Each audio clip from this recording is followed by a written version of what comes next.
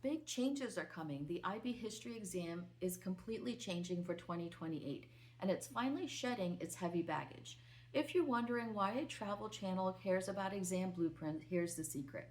The Bella is my life in the classroom as a history and psychology teacher. The boarding is when I step onto a plane and turn global travel into an active field lesson. And for the 2028 curriculum, we're bringing them together because the IB has finally gone on a strict content diet.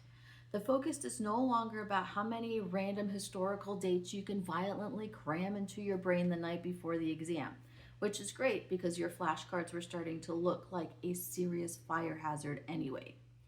The old way of teaching felt like a race to cover a mile of facts an inch deep. The 2028 course completely flips the scripts. It is an inquiry led, content driven field study built entirely around four historical concepts.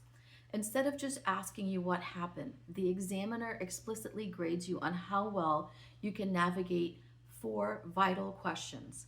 First, causation and consequence, asking the question, why did events happen and what were the short and long term echoes? Second, continuity and change, asking the question, what has shifted over time and what surprisingly stayed exactly the same? Third, perspective, asking the questions, how did different groups understand, experience, and record the same historical moment? Fourth, significance, asking the question, why does this specific history actually matter in the grand canvas of history?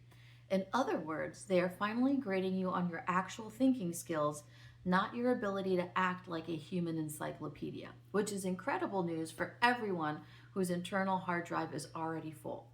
In our next video, we are unpacking paper one and looking at the 5 brand new topic tracks you get to choose from. We're going to break it down bit by bit. See you next time. Thank you.